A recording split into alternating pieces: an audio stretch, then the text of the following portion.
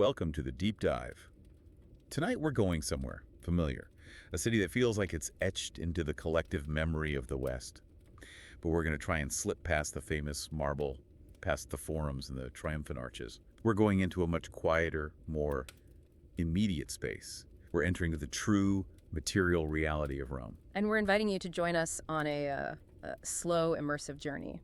We want to move beyond the imperial propaganda, the idealized history of emperors and grand monuments. Instead, we're going to focus on the sensory, daily grind that was faced by the overwhelming majority of people who called Rome home. Just listen for a moment. Imagine the hum of a distant, vast city finally at rest. And with that sound in your mind, let's explore the textures, the smells, and the constant, subtle anxiety that really define life in the eternal city. When we talk about Rome, we inevitably talk about it as this pinnacle of ancient civilization. We talk about its law, its military prowess, its engineering genius. But those grand achievements, they can become a bit of a distraction, can't they? If we forget the sheer logistical horror almost of managing a population this large, our sources really compel us to see Rome as the first true metropolis. And that sheer scale, that is the absolute foundation of this deep dive. We are talking about a capital city that housed, at its height, over 1 million residents. 1 million. Just think about that for a moment. 1 million people crammed into a pre-industrial footprint. That scale demanded innovative and often desperately brutal solutions for managing housing, for distributing water, and maybe most critically for feeding everyone. And the thing the sources make immediately clear is that these innovative solutions weren't, universal advancements. They were profoundly and brutally stratified. The engineering genius existed only to support a social structure that was fundamentally unequal. Precisely. Rome's political sophistication, its legal frameworks, its military might, all of it coexisted with a deep structural social inequality.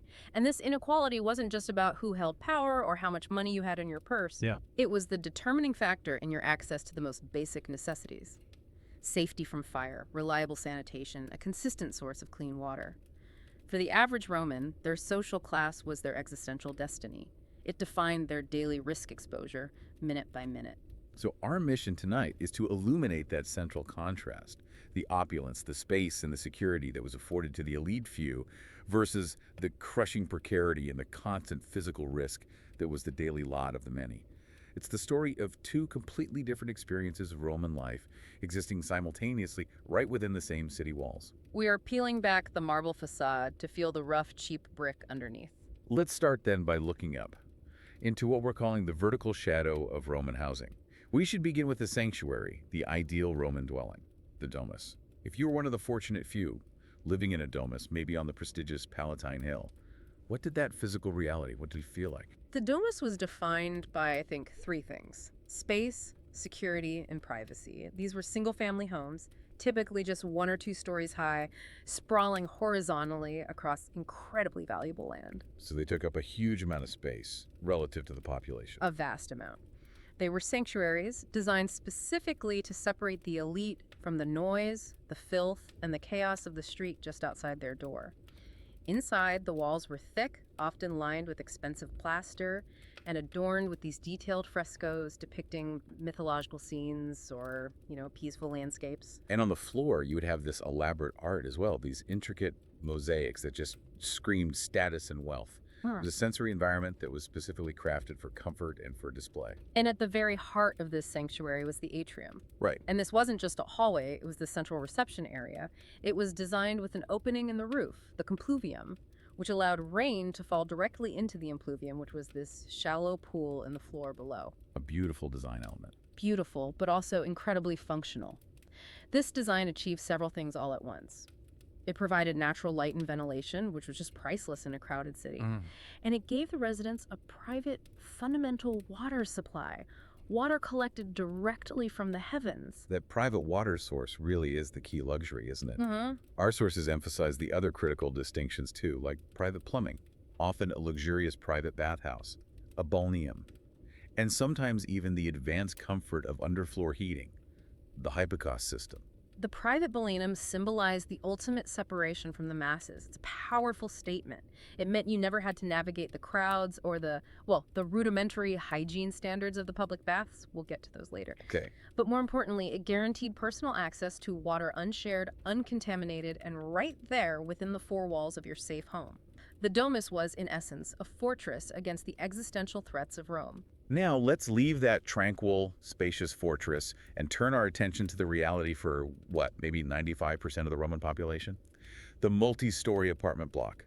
The insulae. This is where the sheer density of the city was actually managed. The insulae were, they were truly dreams built on flammable lies. These structures define the Roman skyline. They housed the plebeians, the laborers, the freedmen, the slaves. They were massive, crowded, and terrifyingly vertical, often reaching 5, 6, or even 7 stories high. A scale just unheard of in the ancient world. Completely unheard of. And the risk was inherent in the materials, right? They simply weren't built to last. No, not at all. They were built cheaply and quickly. The construction was often a hasty mix of timber and very poor quality brick. This was made worse by constant pressure from speculators and landlords who were just eager to maximize rental income by adding floor upon unstable floor. Just keep going up. Just keep going up. And this combination meant there were constant dual threats: outright structural collapse and the terrifying reality of frequent devastating fires. You weren't just living in a structure, you were living inside a highly volatile fire trap. I want to spend a moment on the economics of this danger because it's a terrifying existential gamble. The price of your rent was inversely proportional to the level of risk you were willing to accept. Is that correct? Exactly. This is the structural inequality made physical. It's written into the very architecture of the city. The most desirable apartments, the safest, the largest, were on the ground floor. They had thicker walls, better light, and crucially, easier access to street-level water. And they cost a fortune, I imagine. A fortune. But the cheapest rent was found on those dizzying heights, the 5th, 6th, and 7th stories. These rooms were tiny, they were cramped, they lacked light, and they were critically completely cut off from the public water sources far below. So the people with the least means were literally forced into the most dangerous positions. How did the sensory reality of living on those top floors, how did that manifest every single day? We need to almost hear the sound of the insulae. It would have been a constant presence of noise and tension. You would hear the creaking, the groaning of the timber structure as the wind blew, or as the people on the floors below you just moved around. Just living their lives. Just living their lives. Our sources, they describe these high-rise dwellings as coffin-like shanties. And during a fire, and you have to remember, fires were incredibly common, especially with open flames for cooking and heating in wooden structures. Escape from those upper floors was nearly impossible. It wasn't just fire either. I know the sources mentioned the specific fear of collapse. And that fear was completely justified. Poor construction standards meant that structures sometimes just failed. They gave way. If you were on the top floor and the building failed, you weren't escaping. There was nowhere to go. You'd be crushed. You would be crushed by multiple stories of debris, timber, and bodies crashing down around you. The Roman satirist Juvenal, he complained bitterly that trying to sleep in Rome was impossible. Not just because of the noise of the carts on the streets, but because of the constant fear that the landlord's flimsy construction would bring the entire ceiling down on you at any moment. It's humbling, isn't it? To think that while we celebrate Rome's monumental ambition, the vast majority of its citizens went to sleep every single night, acutely aware that their home was fundamentally fragile, and that their poverty had literally elevated them into the most dangerous possible position in the entire city. It creates a profound relationship between the lower class and the state. The elite, they purchased physical safety. They bought space and quiet and isolation. The poor, they purchased verticality and a profound shared risk. They just hoped the structure would hold for one more day, one more night. This managed precarity was the price of living in the metropolis. That structural fragility and that constant fear of fire brings us, I think, logically to water. If the insulae were prone to collapse and fire, the one thing those citizens absolutely couldn't survive without was reliable access to water. So stepping out of those narrow, dangerous streets, you immediately encounter the immense infrastructure that truly defined Rome. We move from fear and collapse to the pulse of the city, water and flow. The Roman achievement in water engineering is genuinely staggering. It's hard to overstate. Our sources detail the immense scale. At its peak, Rome was served by 11 major aqueducts. 11. bringing in millions of gallons of mountain spring water every single day, traveling sometimes for hundreds of miles. And these weren't just functional conduits. They were monumental achievements in their own right. We think of examples like the Pont du Gard, which is an aqueduct standing 49 meters that's over 160 feet tall. This was engineering genius operating on a superhuman scale. And that deluge of water, it served two primary colossal functions that were critical to public health and to social order. First, it supplied the public fountains, the fontes. There were hundreds of these scattered throughout the neighborhoods where the general populace gathered their daily water. Okay. And second, it supplied the nearly 900 public bathhouses, the thermae or balnea, which were just essential for hygiene and community life. But again, here we come right back to stratification. Yeah. For the average Roman, getting that clean water meant a daily ritual. It often involved a long walk and a wait in line. Precisely.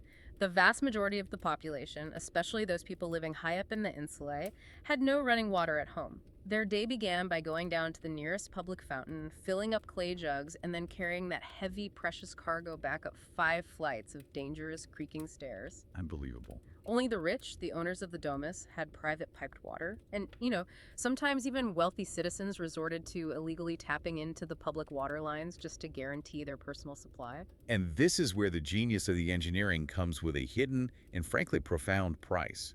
We have to look beneath the surface, into the system itself.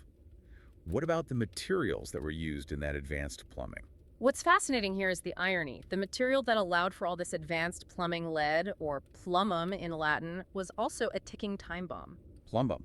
It's where we get our word plumbing. Exactly. The Romans used lead pipes expensively, and our sources are clear. The Romans were completely ignorant of the long-term systemic neurological effects of chronic lead exposure.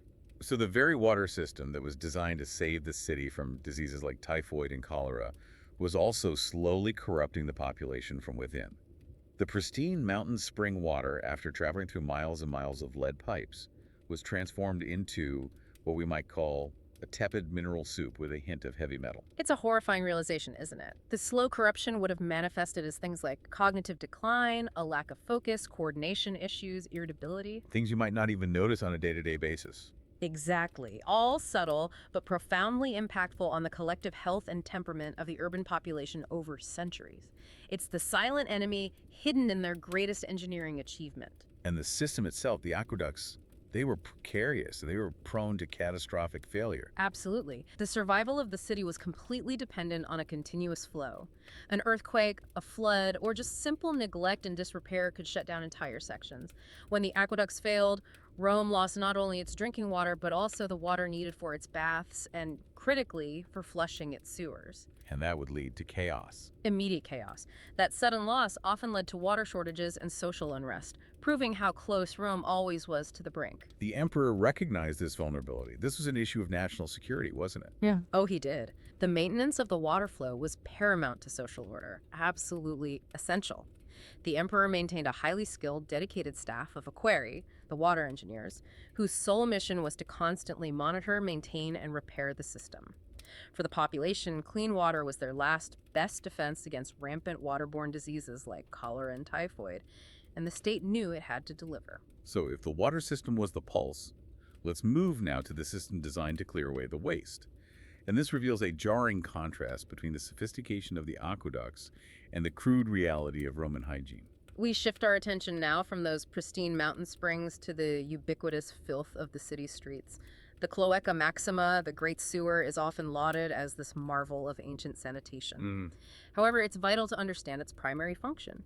It was built to drain the low-lying Forum Valley of floodwater. It was not built as a closed, modern system for hygienic sewage disposal. Much of the human waste generated in the city never even reached this main channel. So for the vast majority living in those high-rise insulae, without any private plumbing, how was daily waste managed? We need the sensory reality of this. The management was crude, haphazard, and terrifyingly unsanitary. Apartment dwellers relied on chamber pots and buckets. When they were full, the contents had to be disposed of quickly. And the fastest way was often straight out the window and onto the street below. Oh, no. And this act was often preceded by the shouted warning, the famous cry of "cave," which means beware. The idea of walking down a crowded Roman street knowing that any moment you could be drenched by a bucket of human waste. It's an astonishing illustration of shared risk and just a total lack of public safety. The street itself became a biological nightmare. You had these open gutters that received this nightly torrent of waste, and that was combined with animal droppings, runoff from butcher stalls, refuse tossed from shops. Everything. The result was a pervasive biological miasma, a constant thick stench of human and animal decomposition baking in the Mediterranean sun. Wearing sturdy, tall shoes was not a fashion statement. It was an essential act of survival, a barrier against the constant damp filth on the ground. It makes perfect sense why the bathhouses were so crucial then. Yeah. They offered a temporary escape from this constant filth. But even the communal sanitation systems the Romans did have, like the public latrines, were fraught with their own kind of risk. The public latrines, the forica, they're a fascinating study in contrast. They were often beautifully designed, very socialized spaces. You'd have marble benches with these strategically carved holes where people sat shoulder to shoulder, chatting, perhaps discussing philosophy or business. A real community experience. A very real community experience. But the method of cleaning yourself after the fact, that provides a visceral reminder of how rudimentary hygiene truly was. Indeed. The cleaning implement was the tersorium. This was essentially a sea sponge fixed onto the end of a long stick, and this single implement was communal. It was shared, it was kept in a bucket of vinegar or salt water, and was passed among all users. Just think about the diseases that would be passed around in that highly social yet utterly unsanitary environment. The potential for dysentery, for parasites, for cholera to spread was exponential. It just underscores that even where Rome attempted sophistication in engineering the aqueducts or building these beautiful communal spaces, the sheer density of the population and the lack of individual hygienic infrastructure meant that disease was a constant, intimate presence. The cleanliness the rich bought with a private balneum was a luxury the poor accessed only by, well, dangerously sharing a sponge on a stick. Let's shift our focus now from the immediate threats of fire and disease to the third great necessity: food. What did it take to keep this immense population of 1 million people fed, and what was the taste and the texture of that daily existence for the lower classes? Food was the ultimate foundation of Roman political stability. The caloric bedrock of the city was what we call the Mediterranean triad: grain, olive oil, and wine. The survival of Rome depended entirely on constant, massive grain shipments. We are talking about entire provinces like Egypt and North Africa acting as the city's granaries. So if those shipments failed, If those shipments failed, Rome didn't just go hungry. Rome rioted and collapsed. It was that critical. and the state clearly recognized that keeping the masses fed was paramount to maintaining order. This brings us to the annona, the state grain dole. This was a critical lifeline for the working poor, the proletarians. The annona was an immense logistical and political machine. It was deeply entwined with the philosophy of panem et circenses bread in circuses. Right. It was an imperial subsidy designed to prevent mass starvation in the capital. To grasp the scale, historical estimates suggest the city required up to 60,000 tons of grain annually, just to satisfy the basic needs of its subsidized citizens. But this lifeline, it was restricted, wasn't it? Yeah. Who exactly qualified for this essential state handout? And that's a crucial detail of Roman inequality. To access the annona, you had to be a registered male Roman citizen living within the city boundaries. Only male citizens. Only male citizens. This systematically excluded women, children, the vast population of slaves, and all resident foreigners. These excluded groups were entirely reliant on the whims of their patrons or their masters for their daily sustenance. The annona was a political tool used to secure the loyalty of the male citizen class. For those who did receive the grain, what was their daily staple? We're not talking about the opulent feasts of the elite here, but the actual constant taste of Roman survival. We are talking about poles. Pulse. If you were a working class Roman or a soldier, this thick cereal porridge made from boiled, milled grain, often spelt or barley, was your caloric bedrock. Day in and day out, it was functional food, Yeah. cheap, extremely filling, and sustaining. It sounds incredibly monotonous, a sensory experience of unrelenting blandness, almost like a savory ancient oatmeal. It was often precisely that: bland, heavy, and dense. Though sometimes they would mix it with simple additions, perhaps chickpeas, beans, or lentils. Maybe a bit of vegetable oil, or if they were truly fortunate, a small spoonful of fish sauce. It was such a central and defining part of the Roman diet, even for the military, that Roman soldiers acquired the historical nickname poltifones.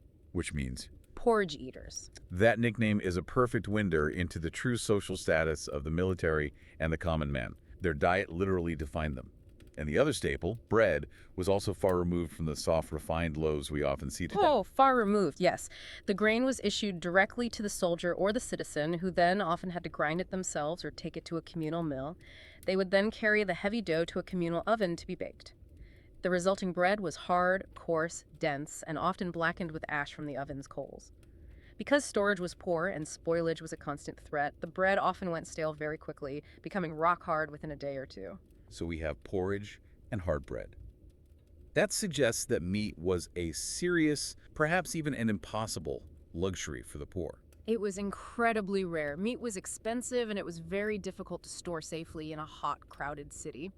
The poor typically only consumed meat during religious festivals or public feasts subsidized by the elite where animals were sacrificed. So it was a special occasion. A very special occasion. When they did eat it, it was usually the offcuts that the wealthy discarded organ meats, intestines, trotters, or bones boiled for stock. Their main protein substitutes were salted fish, like sardines, or the omnipresent pungent fish sauce, Garum. It seems to have been the universal flavor enhancer used to mask the monotony of the pulse. It was. Garum was basically fermented fish guts, rich in umami and salt. And it was crucial because salt itself was a vital commodity. It was essential not just for flavoring bland food, but for the preservation of any available meat, and critically, for combating infection. We should pause and reflect on that linguistic link. The Latin word for salt, sal, gave us the word salarium.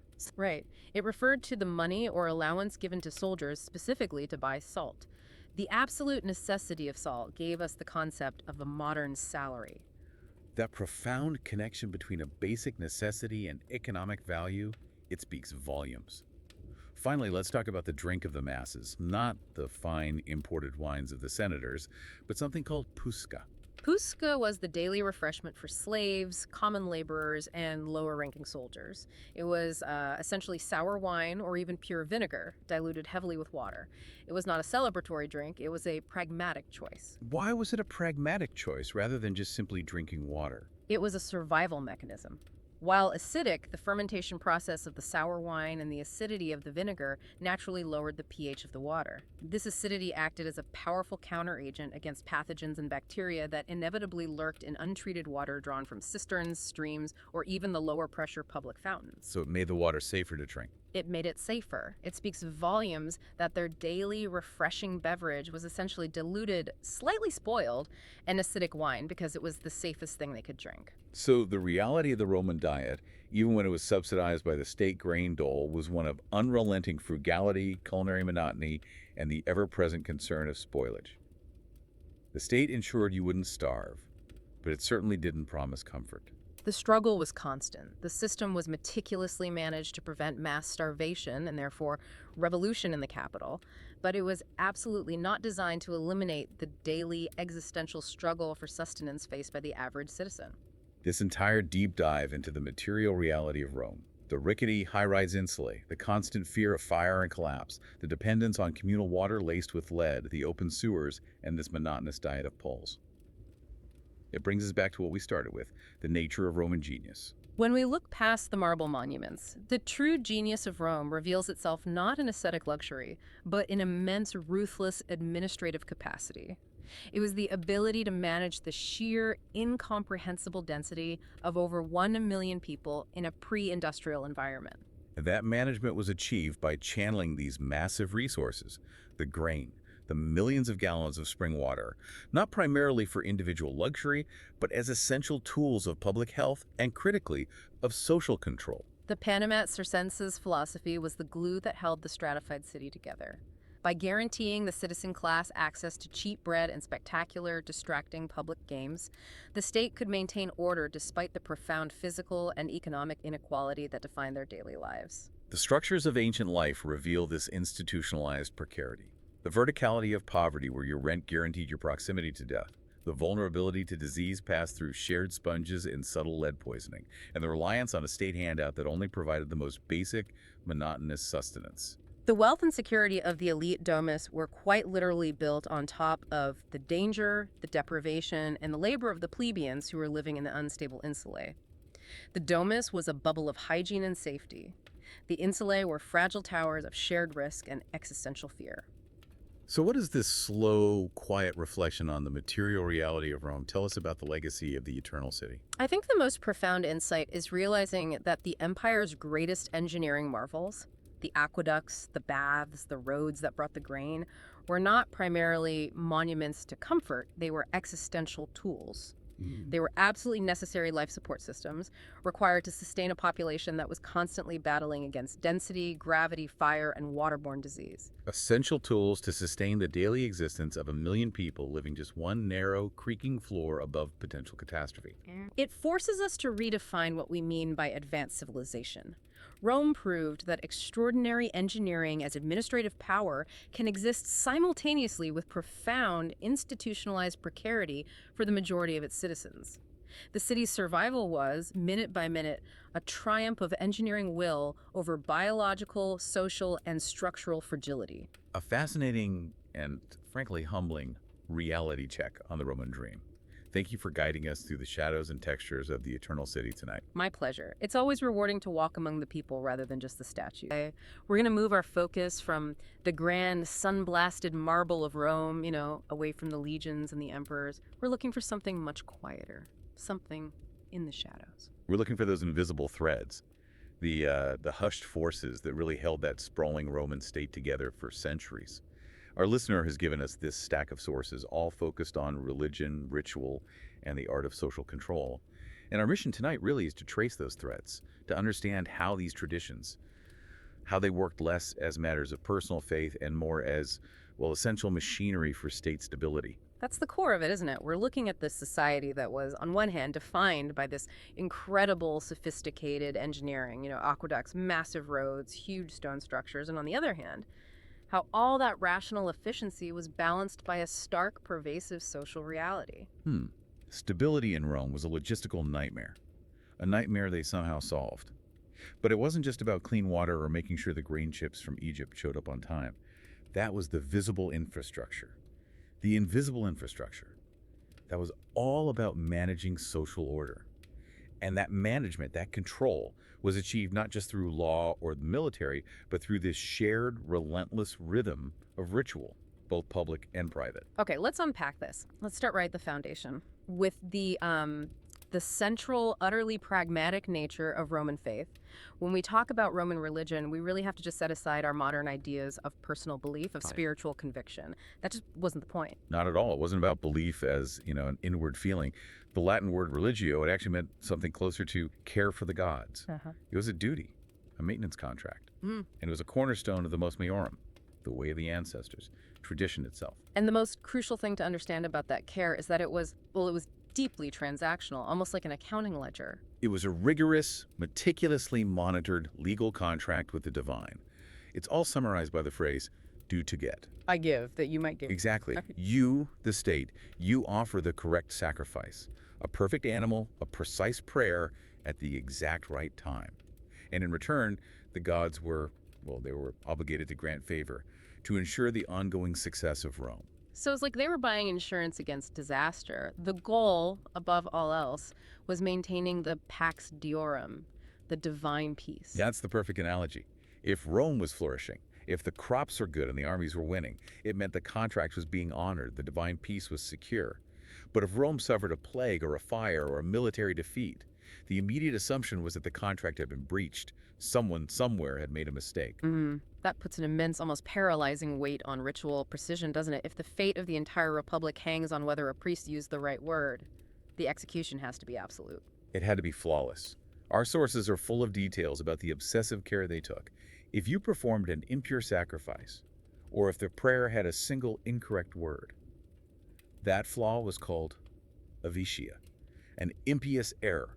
And if avitia was discovered during a public ceremony, the entire festival, it had to be started over from the very beginning, even if it involved thousands of people and immense state resources. Wow, that's an administrative nightmare, but it serves a purpose, right? The consequence of that small mistake wasn't just a disappointed God, it was a political emergency. Absolutely. The avitia could cause divine anger, the ira diorum, and divine anger harmed the state directly, so it became an immediate civic crisis. This is why their religious law was all centered on this ritual system. It wasn't about theology, it It was about a public performance that kept the realm safe. And it's fascinating how seamlessly this was all integrated into the highest levels of political life. The state was the church. A complete intersection. The priests who performed these critical public rites, the pontiffs, the augurs, they were almost always members of the political elite. Senators, consuls, there was no separation. Holding a high religious office was just another step on the political career path. But the augurs, they really stand out. They were politicians, but they had this seemingly supernatural power to interpret the will of the gods, through the flight of birds or lightning. How did that power actually ensure control? Their power was immense, and it was because of a mechanism called obnunciatio.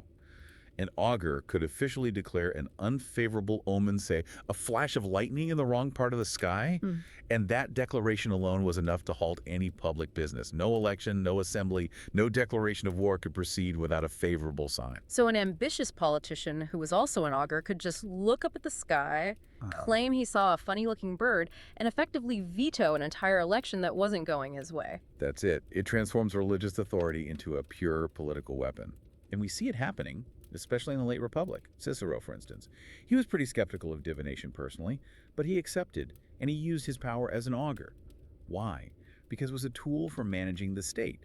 It wasn't about believing in a sacred chicken, it was about controlling the schedule, the process of decision-making itself. That seems so cynical. Did anyone genuinely pray to Jupiter for forgiveness? Or was it all just this accounting ledger with the divine? Well, personal piety did exist, of course, but in the public sphere, the emphasis was on duty, not devotion. And the system worked brilliantly to maintain stability by externalizing blame. If Rome suffered a massive military defeat, like the disaster at Cannae, the public didn't turn to the general and ask, were you incompetent? Yeah. They turned to the priests and demanded, who messed up? Who broke the divine contract? The focus shifts from administrative failure to ritual failure. Exactly. And that provides a controlled, acceptable outlet for mass anxiety. It also maintains the ruling class's essential function as the mediators between heaven and earth. As long as the elites are the only ones who can perform the rites correctly, their status is secure.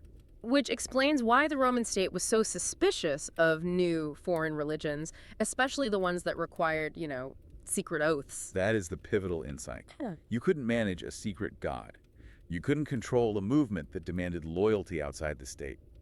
The most famous example is the crackdown on the Bacchanalia in 186 BCE. Right. The rites devoted to Bacchus, the god of wine. They were private, intense, celebrated at night. And the Senate declared it a moral and political emergency. Their official complaint wasn't theological. It was about the secret meetings, the drunken excess, the crossing of social and gender lines, and the oaths sworn outside of state control. They feared it could become a shadow government, a conspiracy. The secrecy itself was seen as treasonous. So the state acted swiftly. Brutally. Mass arrests, executions.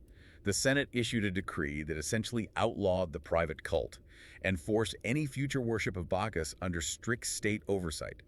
It was about ensuring all religious loyalty was public, visible, and manageable. So the emphasis was always on public piety, doing your duty in the daylight. And any religious behavior that wasn't public piety was suspicious. If it showed excessive devotion, like fearful groveling, they labeled that superstitio. So the ideal was calm public religio. The dangerous opposite was emotional, private superstitio. Why was that so threatening? Because superstitio implied a loss of rational self-control. It suggested you were afraid. And if you were hysterically devoted to some foreign priest, you were undermining the collective confidence in the state's ability to maintain the Pax Deorum. You're basically saying the state's official contract with Jupiter wasn't good enough. It was destabilizing. It makes a kind of perfect, if exhausting, sense. The public sphere was designed for control. Transparent, contractual, politically useful. So let's leave the monumental temples on the Capitoline Hill now. Let's cross the threshold. Because this is where it gets really interesting. If these huge public ceremonies manage the stability of the entire empire, how is that reflected in the quiet, shadowed spaces of the Roman home? When we step inside the Roman home, that sense of state control, it doesn't vanish. It just becomes internalized, personalized. The home, whether it was an elite domus or a crowded apartment block in Insula, was seen as a miniature republic, a vital unit for the health of the larger state. And at the head of that little republic was the paterfamilias, the male head of the household. We always hear about his legal power, the power of life and death. But for this, he was also the domestic priest. He was. He led the family in this quiet, constant daily faith. Every Roman home would have had a small shrine, the Lararium. Often it was just a little niche in the wall, maybe with a simple painting. And this was the focal point for a constant, subtle acknowledgement that the spiritual world was always present, not in the distant skies, but in the very walls and cupboards of your house. Tell me about the spirits that were believed to be there, in the house. They feel so much closer to an ordinary Roman's life than, say, Jupiter. We're talking about the Lauras and the Penates. The Lauras were the ancestral spirits, guardians of the property, of the household itself. The Penates, though, were the gods of the pantry, the keepers of the food store. Their job was completely pragmatic to make sure the food didn't spoil and the home didn't fall apart. They were like spiritual building inspectors and grocery managers. That must have weighed on every single daily routine. It wasn't just cooking, it was honoring the spirits in the walls. The sources paint a picture of quiet, ingrained habit. Before you step outside for the day, the paterfamilias would mutter a quick offering at the lararium. Maybe just a crumb of bread from last night's dinner, a drop of wine. A simple gesture of thanks. It sounds less like heartfelt devotion, more like making a small daily payment on a spiritual debt. Exactly. It's a routine that doesn't require deep emotional investment, but it's completely non-negotiable. Because if you neglected these small rites, you weren't just displeasing a ghost, you were potentially undermining the safety of your entire family. And what was the fear? What happens if you forget? The fear was immediate and personal. Illness, injury, misfortune. For a Roman living in a cramped insula where disease was everywhere and fires were common, a string of bad luck felt exactly like divine punishment. You wouldn't curse the city officials for the leaky roof, you'd curse yourself for failing your penates. That's the key. That's the control mechanism at the micro level. You're constantly performing these little rituals, not out of passion, but out of this desperate, immediate fear that you will be blamed for the next fever that sweeps through the building. The constant awareness, that sense of spiritual surveillance built into the architecture itself.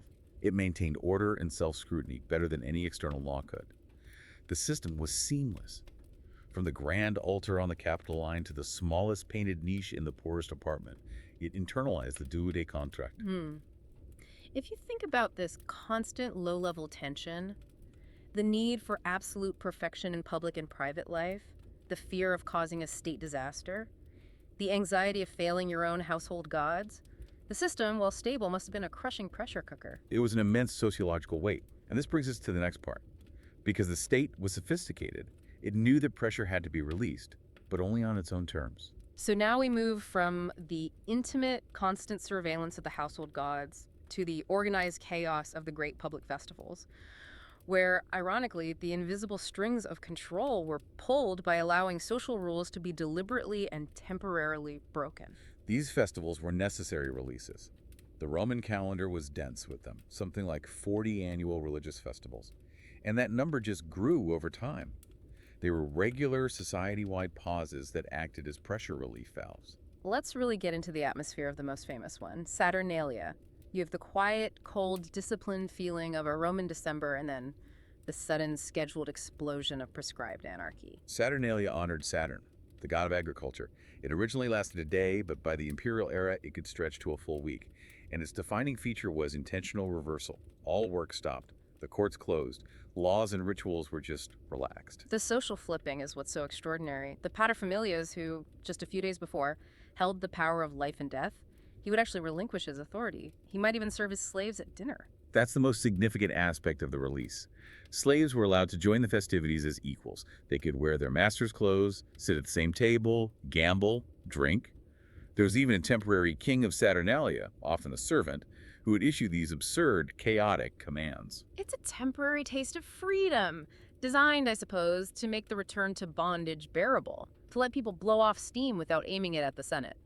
It was a crucial safety event for the tension in a slave society. Yeah. The celebrations themselves were loud, rowdy, and deliberately transgressive. We read about excessive feasting, constant drinking, visiting relatives, exchanging little gifts. It was, for a week, a permitted state of mild anarchy. And because this chaos was scheduled and sanctioned by the state, it was safe. It wasn't a real revolution.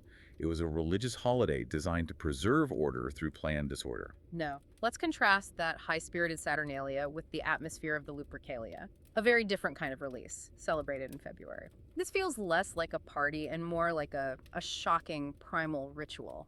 Lupercalia was one of the most archaic festivals. It was explicitly a fertility rite, tracing back to the founding myths of Rome. And it was a chaotic, bizarre, and profoundly earthy display that lasted for a remarkably long time, well into the 5th century. What were the key rituals? What made it so primal? It started with the sacrifice of goats and a dog at the Lupercal Caves. Then the priests, the Luperci, would strip naked, smear their foreheads with the sacrificial blood, and finally they would run half-naked through the streets of the city, And they ran with whips. wielding whips made from the hides of the sacrificed goats. They would gently strike onlookers, especially women. The act of being struck by the whip was believed to promote fertility and ensure easy childbirth. That juxtaposition is so important. Saturnalia released social pressure through feasting and status reversal. Lupercalia released it through sanctioned chaos, violence, and a return to these deep, ancient, magical rituals. It's a reminder that Roman religious life wasn't just serious and philosophical. It was a blend of sophisticated state administration and these raw, intense theatrical rites designed to guarantee biological survival. But both were fundamentally tools of stability. By sanctioning the breaks, whether it was a week of drunken freedom or a primal run through the streets, the state maintained control. So, if the rituals and festivals handled the invisible spiritual tension, what about the visible, crushing, material reality of poverty? Exactly. We've traced stability from the solemn oaths to the state gods to the quiet offerings in the home to the holy chaos of the holidays. But when social tension was still high and the contracts with the gods didn't quite cover the daily hardship of urban life, the state had a final, grand, and devastatingly effective tool: spectacle. And we move now from the altar to the arena, from the controlled piety of the Pax Deorum to the clear, cynical calculus of panem et circenses. The famous phrase from the satirist Juvenal, bread and circuses. It just perfectly captures the state's clear strategy for social management, especially for the volatile urban population. This was the state giving the urban mob, the proletarians, those citizens who lacked property-free necessities and mass distraction to prevent political riots. Entertainment became the primary mechanism for communicating power. And the scale of it. These public games, the ludi, they were initially linked to religious festivals, but they just grew and grew. By the time of the late Empire, the calendar had something like 135 days dedicated to state-sponsored games. It's nearly 4 months of the year when the average citizen could expect to be entertained free of charge.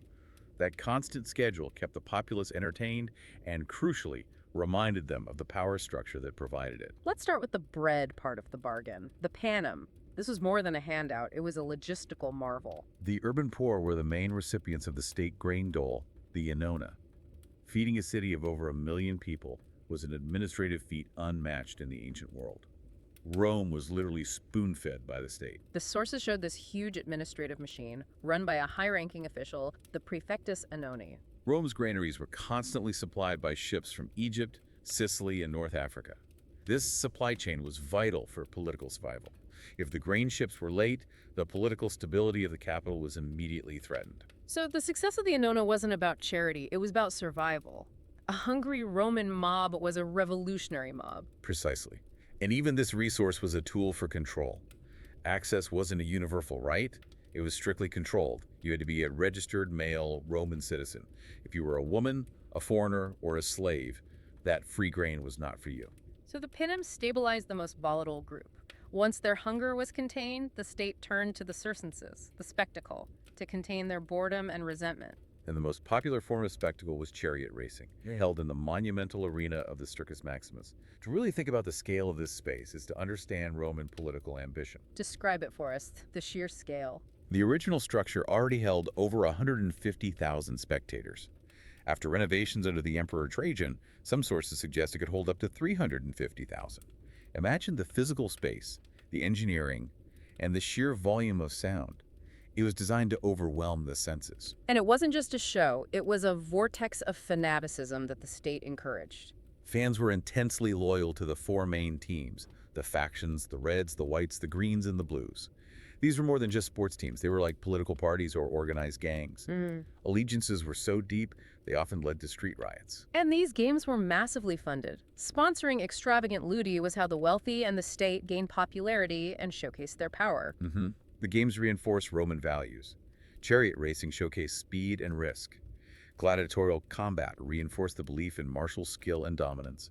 Every game was a lavish, violent reminder of Rome's power. But even in the middle of that grand unifying spectacle, the rigid social structure of Rome was meticulously reinforced. Absolutely. The amphitheaters were designed to reflect the social hierarchy perfectly. The seating arrangements were a concrete, visible map of your status. The emperor, senators, and elites. They sat in the best seats, down at the front, closest to the action. While the lower classes, the plebeians, were seated way up at the top, sometimes climbing 12 or 15 stories to a spot with a poor view. The architecture itself was constantly lecturing the masses on their place. And this spectacle of control culminated in the violence itself. The games were a brutal reminder of who held power. The lives of the gladiators and prisoners were expendable, subject to the whim of the crowd or the nod of an official. It provided a controlled outlet for aggression. It directed the public's anger down at the arena floor, not inward toward the Senate. It ties it all together perfectly. The stability of Rome was manufactured, the citizens got their bread and their distraction, and in return, they accepted their place in the hierarchy and their political silence. It was the ultimate duodi conflict between the rulers and the ruled. So, what does this all mean when we look back over everything tonight? We've traced these invisible threads of Roman stability, from a solemn oath sworn in the forum, to a quiet offering of bread in the home, and finally, to the deafening roar of 150,000 people screaming for a green chariot. The state was everywhere, manipulating piety and spectacle with scientific precision. The rigid adherence to the duode contract that you might give, applied equally to the gods who granted prosperity and to the citizens who received their bread and entertainment. The great material infrastructure, the aqueducts, the roads, the grain imports, that provided the resources for survival. But the ritual and the spectacle, they provided the mental framework that allowed people to endure the extreme inequality and hardship of Roman life. The system worked because it externalized responsibility, blaming the gods for mistakes, and it subsidized distraction, games. And, we noted that the Roman elite, they often favored the philosophy of Stoicism, with its emphasis on self-discipline, duty, and remaining indifferent to fortune. That's a fascinating connection. They created this chaotic, high-pressure system, full of arbitrary ritual and violent distraction, and then the ruling class chose a philosophy that taught them how to remain unmoved by the very chaos they had engineered. Which raises a final provocative question, something for you to mull over in the quiet of the night as the fire dies down.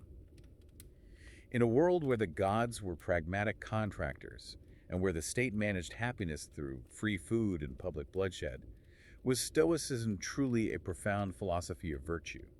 Or was it, for the elite who ran this system, simply the best intellectual defense mechanism available, a way to survive emotionally and politically the very chaotic system of social control they themselves created? A philosophy of indifference, perhaps, built to withstand the demands of a transactional world. It's something to consider as you reflect on the echoes of the empire and the quiet persistence of those invisible threads woven through time.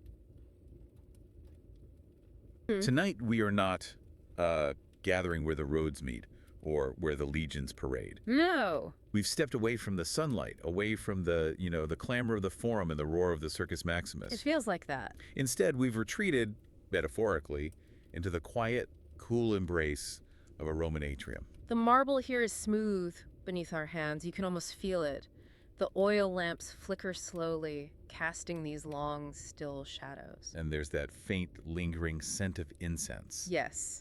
The remnants of yesterday's rites to the ancestors, we are seeking the deep stillness at the heart of the eternal city. That's exactly right. Yeah. Our focus is not the chaos of Rome's conquest, but the absolute internal structure, the quiet mechanisms of law and class. The things that held the entire civilization together for 1,000 years. It's an exploration of the state's rigidity. We're examining what it took to simply belong in Roman society. Our mission tonight is to deep dive exclusively into this highly rigid social and legal stratification. We're following the echoes of the ancestors. We are. To understand precisely how class, family power, and contractual relationships defined every single Roman life, from the highest senator to the most invisible slave. Exactly. The sources we've gathered are, they're quite stark, pulling back the curtain on this institutionalized inequality. They are. We're unpacking the minute details of the 5 main social classes, the terrifying absolute jurisdiction of the household head, the pater familias, The absolute power. and the cold, calculated, contractual nature of marriage that bound houses together. This is a system built not on fairness, not as we'd understand it, but on stability. And legal fiction. And legal fiction. And to understand the empire, you really must first understand the structure of the familia. And the rigid ranks of the populace. Okay, let's unpack this. Starting with the very foundation, the stratified layers of Roman rank that determined your worth. Yes. When we talk about Roman citizens, I think the modern mind often just lumps them all together. Right. But Roman life was defined by multiple overlapping hierarchies. It was an astonishingly detailed system of categorization. It really was. Your wealth, your ancestry, and the simple fact of whether you were born free or freed. It determined everything. Everything. Your access to the law, your path to political office. Even the clothes you were permitted to wear. It's so important to absorb the full weight of this system. These categories were not fluid in the way we might think of modern classes where you can, in a single lifetime. Move up the ladder. Exactly. Move rapidly through social strata. In Rome, your rank was often inscribed upon you at birth. Or worse, through the circumstance of capture or debt. So movement was slow. Very slow. Often generational, and always met with social friction. So let's start at the very top, at the peak of this social pyramid. The patricians. The patricians. And these weren't just the wealthy. They were the hereditary aristocracy. The old blood. Families whose lineages were traditionally traced back to the cities. Well, to its mythological founding. They represented the true old guard. And this ancestry, it wasn't just a point of social vanity, was it? For centuries, it was an absolute monopoly on power. How so? The historical sources are pretty clear on this. The patricians held an early, unassailable lock on the Senate itself. Okay. And on the most important, prestigious priesthoods.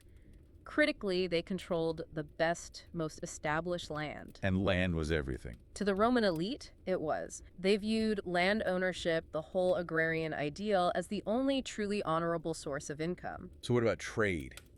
Commerce? That was often seen as beneath them. It was a task for the lower classes or freedmen. It was messy. That distinction, land versus liquid wealth, that's fascinating, isn't it? It is. It means that even if an equestrian, who we'll get to, was richer in pure cash, the patrician held a superior social and moral claim. just because of his connection to the foundational soil of Rome. Exactly. And their dominance was further codified through the clientele system. The client system, this is so fundamental to how everything worked. It's arguably the strongest social adhesive in Rome. Patricians were almost universally the patrons. And they offered a vast array of services to their clients, who were usually plebeians or freedmen.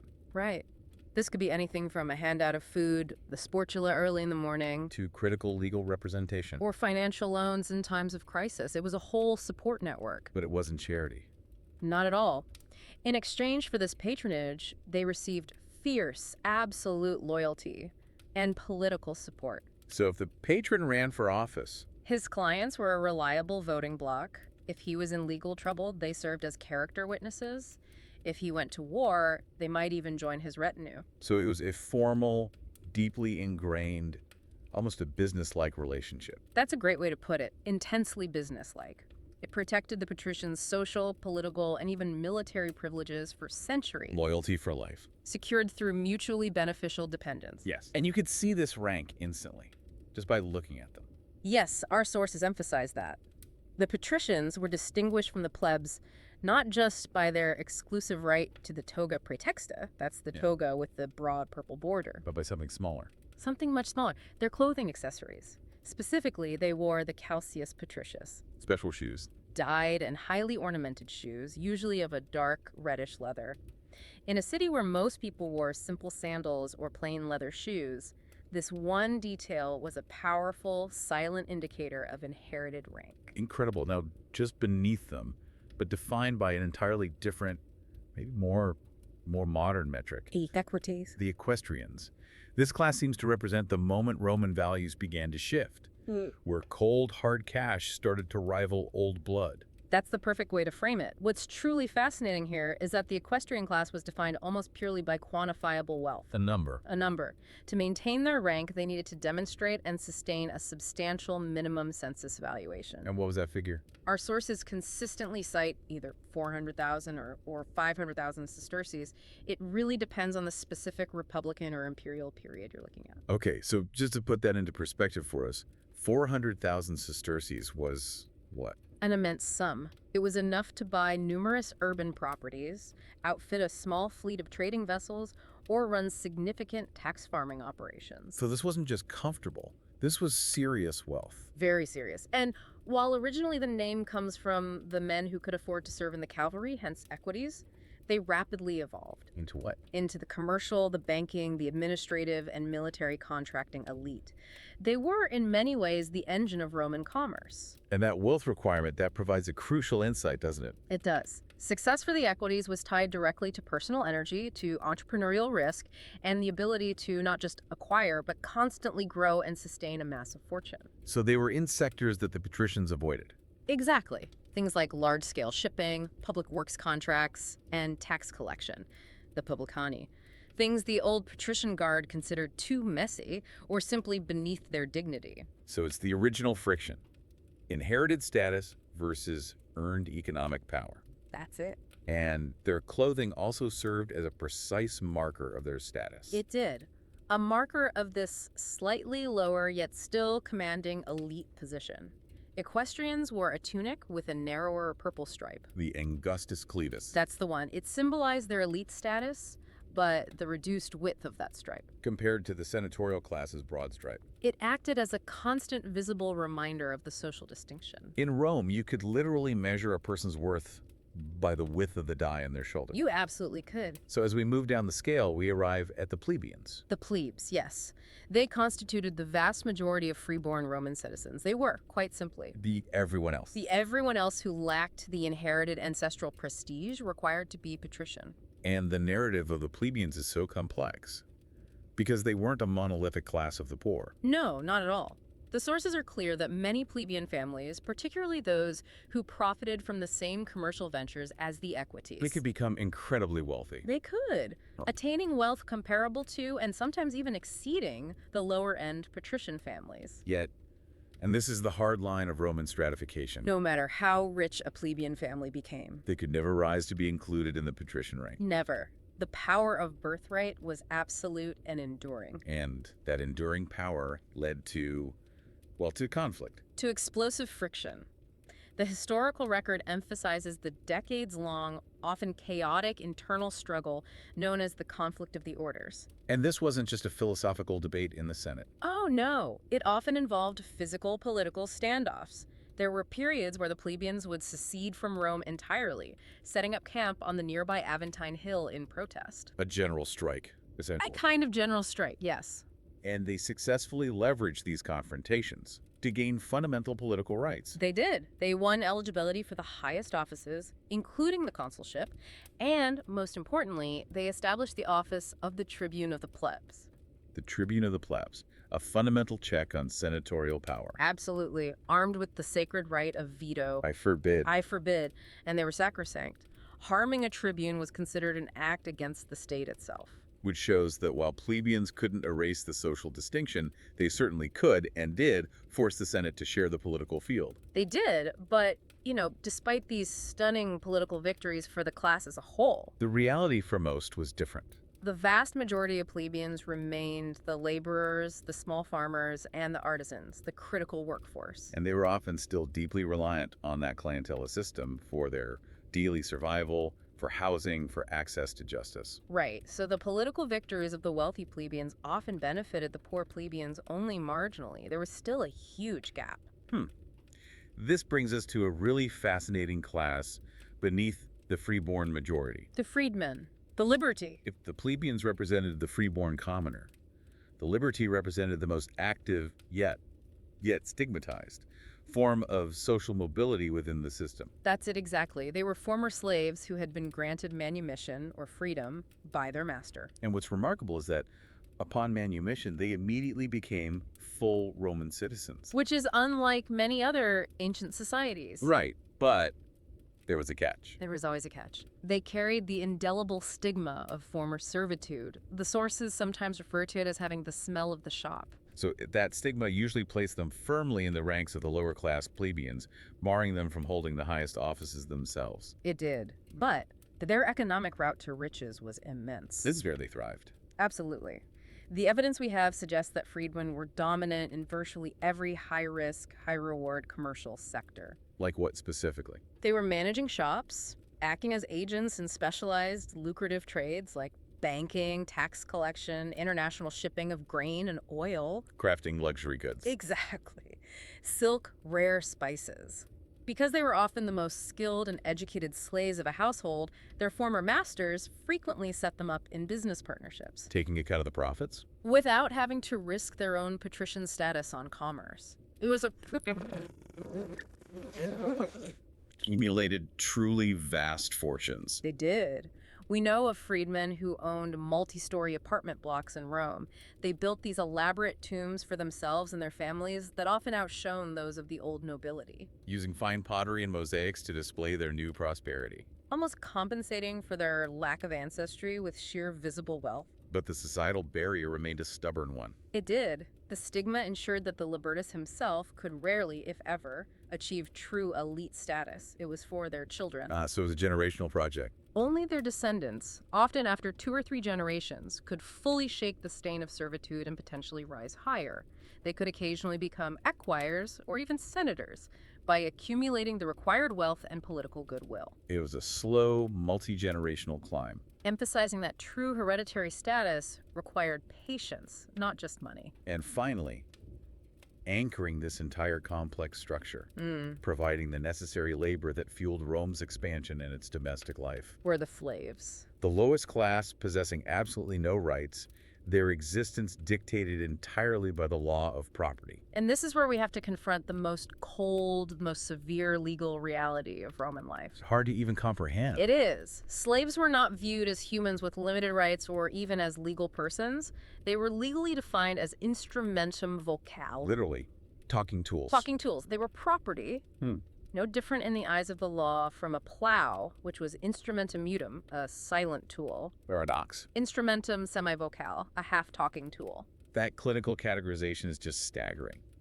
To define a human being through a legal fiction as merely a piece of moving, speaking equipment. And their fate was subject entirely to the whims of their master, who held the power of discipline, injury, and death over them for any reason without legal consequence. Where do they all come from? They were acquired primarily through 3 channels. First, capture and war, which brought mass influxes of diverse populations, often highly educated Greeks or skilled Gauls, Second, being sold into servitude due to crippling debt. and the third, most tragically. Being born into it, the sources are absolutely clear that the children of female slaves were automatically slaves themselves, regardless of who the father was. And their daily reality varied wildly. This is an important nuance, right? A very important one. The gulf between the existence of a highly educated slave who served as a tutor or a doctor or a musician in a wealthy Roman household And the life of a slave condemned to the mines or road building projects. was enormous. Life was often brutal and short in those industrial environments. The mines, the quarries, the vast agricultural estates, the latifundia, These slaves were treated as disposable labor. completely. By contrast, an artisan slave might enjoy better food and housing and certainly a less physically demanding life, but their vulnerability to the master's caprice or cruelty was equally absolute. They could be given minor responsibilities like managing a small shop on their master's behalf, but legally they owned nothing. Nothing at all. And the sources emphasize that the sheer number of slaves was a constant gnawing fear for the Romans. It was. They at one point considered requiring all slaves to wear a standardized uniform to distinguish them publicly. Why didn't they? They decided against it. They were afraid that such a marking would simply alert the slaves to how vast and numerous their population truly was. Potentially encouraging coordinated revolt. Exactly. It was a fear of recognition. This quiet, terrifying system of stratification, layered by birth and wealth, bound by patronage and property law. It rests, however, not just on the grand decrees of the Senate or the whim of the emperor. But on one single, terrifyingly powerful, fundamental unit. The Roman family. We have mapped the city's ranks and its public laws, but now we must step inside the home, where the quiet rules of the state are enforced with terrifying, absolute power resting on the shoulders of one man. If the empire required a supreme head, the emperor, then the male head of the household, the paterfamilias, was the absolute, unchallengeable sovereign of his own private kingdom. His own familiar. The structure of the domestic unit was the blueprint for the state. This is the shadow.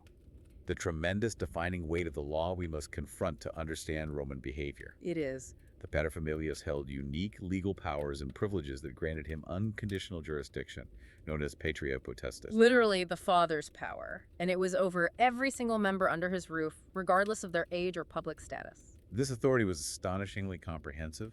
It covered his wife, his adopted children, his biological children, his children's wives, his grandchildren, and all the slaves and property of the household. And this is the detail that truly separates the Roman system from anything we know today. This is the one. This authority did not end when children reached adulthood, married, or even achieved the highest ranks of the state. That is an astonishing concept we have to dwell on for a moment. An adult married son.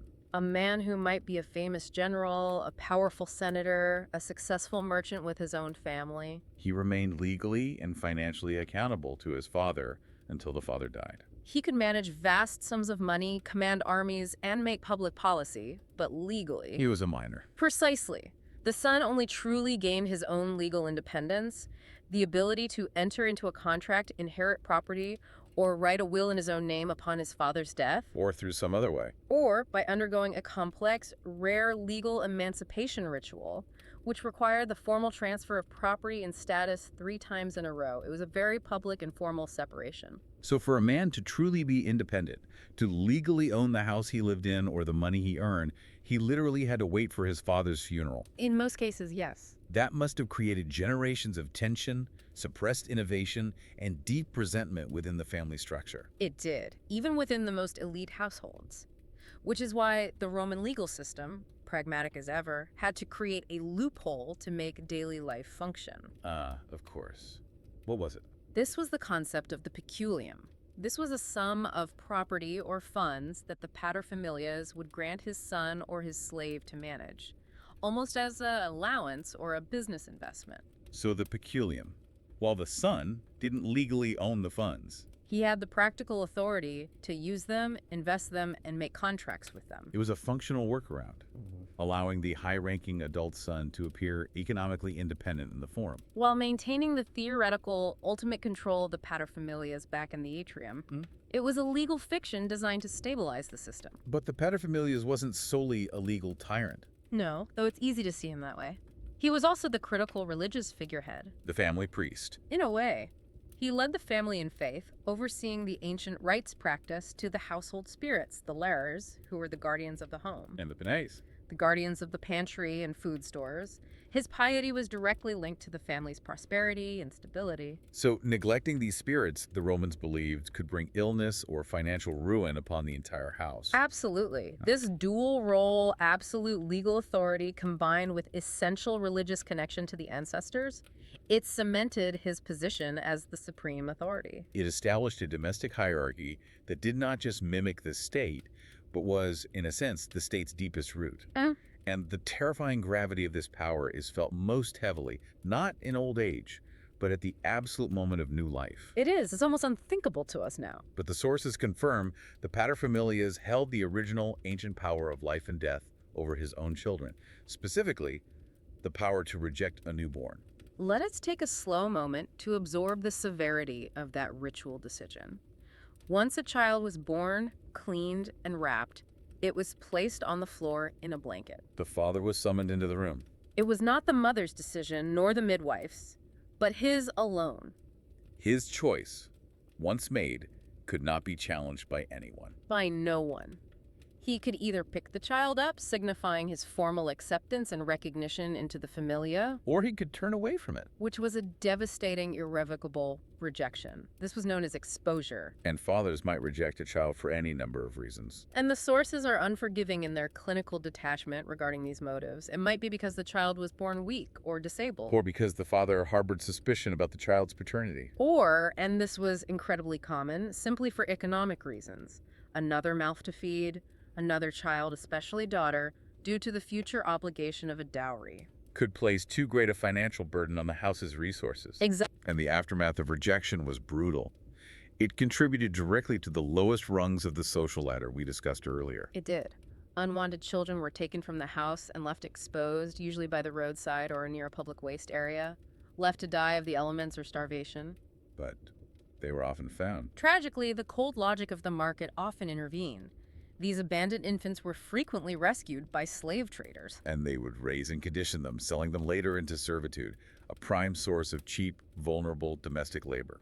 It was a harrowing cycle where the private, ironclad power of the father directly fed the lowest ranks of Roman society. Yet, amidst this ironclad rule of patria potestas hanging over every life, we must also acknowledge that women held significant, tangible, practical power within the domestic sphere. The law bound her, but custom empowered her. Absolutely. The sources show a clear, culturally recognized division of influence within the domus. While the wife remained legally subject to a male guardian, her father, or in some cases her husband, she was universally recognized as the primary manager of the domestic economy. The home was, by custom, the wife's domain. It was. She ran the household, she held the keys to the stores and strong boxes, oversaw all the servants and slaves. Managed the daily cooking and supervised clothing production, which meant skills like spinning and weaving. More importantly, she was the primary educator. She taught the young children the basics of reading, writing Latin and Greek, and imparted the crucial Roman morality, the mos maiorum, until specialized tutors arrived. Who were often educated slaves themselves. Often, yes. Furthermore, compared to women in many other ancient Mediterranean cultures, particularly Greek women, the Roman wife enjoyed much greater public visibility. She wasn't confined to the home. Not in the same way. A respectable Roman matron could appear in public alongside her husband, attend dinner parties, go to the theater, and make use of the public baths, albeit separately from the men. So this practical power and autonomy, especially in managing the household, gave her considerable influence, even if the law stubbornly insisted on her permanent subordination to a male figure. That's the paradox. This entire complex structure of class, citizenship, and paternal power was not left to chance. It was maintained and reinforced through the most intimate of institutions, marriage. But for the Roman elite, marriage was never primarily about personal romance or affection. No, it was a quiet, calculated world of legal and financial contracts. It's crucial to stress that the central purpose of marriage was civic. It was to produce legitimate heirs who would become responsible and productive citizens. And thereby ensuring the continuation of the family line and its political influence. Exactly. So marriage was almost always a political and financial contract arranged not by the individuals marrying, but by the family heads. The patres familias. Them again. To cement alliances between powerful houses. And the state, surprisingly, played a minimal role in the actual ceremony. Very little. A marriage became legal and binding through simple, symbolic gestures done publicly with 10 witnesses, often just after sunrise, symbolizing new beginnings. This pragmatism extended even to the marriage's dissolution. Divorce was remarkably straightforward. It required no specific, demonstrable fault, unlike in the modern day. And it could be initiated by either party. Either the husband or the wife, often by simply reciting the formal phrase, "I divorce you," 3 times in front of witnesses. However, while the act of divorce was easy, the consequences were designed to stabilize the union. They were. The husband was always legally obligated to return the full dowry provided by the bride's father if the marriage ended. And this acted as a massive financial deterrent, especially in elite marriages. It stabilized alliances even when personal affection had long faded. Losing a significant dowry could be financially ruinous for an elite house. So political stability often trumped personal unhappiness. Very. Despite this cold legal pragmatism at its core, the ritual surrounding the wedding was intensely symbolic and sacred. It was. Designed to bring the calculated agreement to life and give it profound civic weight. Let's focus on those sensory details that the sources emphasize. The event typically began just after sunrise, the most auspicious time. And the bride would wear the flammeum, The famous, brightly flame-colored orange veil. signaling both her fertility and her transition, And the binding nature of the union was physically symbolized around her waist. with a specific knot difficult to untie. It was called the nodus herculaneus, The difficult Hercules knot. referencing the legendary hero known for his strength and his numerous offspring. And the bride was not to untie this knot herself. The husband was meant to untie it later, symbolizing the consummation of the union. That's right. The procession that followed was key, acting as a visual confirmation to the community. As the wedding party walked from the bride's parental home to the groom's new residence, the bride performed ritual offerings that linked her past devotion to her future role. What were those? She would drop one coin dedicated to the spirits of the roads for future luck and success in her journey. And upon reaching the threshold of her new home, She would immediately give 2 more coins to her new husband, one to honor him personally, and the other to honor the sacred, invisible spirits of his home. the Lares and Penates. The very same.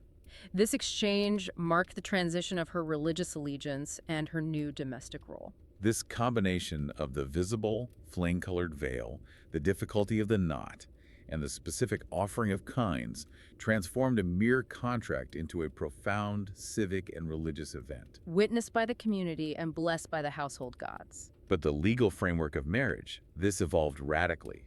And this evolution is the most important legal point for understanding female status and autonomy in Rome. It is. We must look at the 2 main systems, cum manu and the later, more modern sign manu. Okay, let's start with the older archaic forms, cum manu unions, which translates to with the hand. And the legal consequences were stark. The bride legally transitioned into her husband's authority. She passed from the jurisdiction, the potestas of her father, to that of her husband. She literally became legally the property of her husband. Treated as if she were one of his daughters in legal and financial terms. And our sources detail 3 main ways this transfer of authority could occur. First, coemptio, which was a formal legal purchase of the bride, requiring 5 witnesses and an official. It was treated almost exactly like a business transaction. And this is like, Usis, which occurred simply through sustained cohabitation. If the couple lived together for 1 continuous year without interruption, she automatically became her husband's legal property. and the third, a confarratio, the most ancient sacred form. This was reserved almost exclusively for patricians. It involved the elaborate ceremony we detailed earlier, specifically the sharing of a spelt cake, the panis ferias, in front of high religious officials. And this was deemed necessary for the husband to be eligible for the very highest priesthoods. Right. But the tide shifted profoundly. We see a clear transition towards sign manu marriage, Without the hand. which became the standard form for most elite and common marriages by the 2nd century AD. And this legal transition was a crucial point of liberation, or at least financial autonomy, for Roman women. The paradox here is delicious. Yeah. And it's precisely what an informed audience needs to grasp. Yes. In a sign manu union, the woman legally remained under her father's jurisdiction, her father's patria potestas, even after marriage. She did not fall under her new husband's legal control. And this external dependency paradoxically granted her immense financial power within the marriage. How so? Because she legally remained tethered to her birth family, she retained ownership of her own property. Crucially, including the dowry and any inheritance from her birth family after her father's death. This established 2 distinct economic units within the marriage, giving elite women a path to financial independence and property control, even while married to powerful men. She could conduct business, buy and sell property, and retain control over her wealth. It often made her a significant economic power broker in her own right. The fact that her husband couldn't touch her wealth made divorcing her even more costly, as he would have to return her already substantial, legally protected dowry. So this pragmatic legal innovation allowed Rome to maintain the appearance of a rigid patriarchy. While simultaneously accommodating the reality of immense female wealth and power within the elite classes. Our quiet journey into the structure of Roman society reveals an essential, enduring truth. Status was everything. It was. And it was measured by unshakable pillars: ancestry, wealth, and above all, the quiet, ironclad authority of the paterfamilias. This system, built not on abstract ideals of liberty but on extreme legal controls, layered rigid infrastructure on top of social stability. It was this very rigidity, the permanence of class, the unchallengeable domestic hierarchy that provided the infrastructure allowing the empire to flourish and endure for centuries. It's true. And if we connect this to the bigger picture, it is starkly clear that the grand political machinations of the Senate, the glory of the legions, and the spectacles of the Colosseum, They were secondary. they were secondary to the quiet, unchallengeable power wielded by a single man in his own home. The domestic hierarchy was the absolute model for the state, which is why when the Emperor Augustus consolidated power, he adopted the title Pater Patriae, The father of his country. extending that absolute singular legal fiction to the entire empire. This raises an important question for us to mull over long after the scent of incense fades. What's that? If social status was so rigidly enforced in Rome, dictating everything from the color of your tunic to your right to breathe, What enduring social rituals or markers, even in the modern world, still quietly enforce the boundaries between the haves and the have-nots today? That's a deep question. What are the new phlegmium, or the new 400,000 sesterce threshold? The subtle, nonverbal signals that silently announce who belongs and who remains forever an outsider. We hope this quiet journey into the weight of Roman law and its powerful fictions has given you something profound to consider. Until our next deep dive, keep digging for the truth.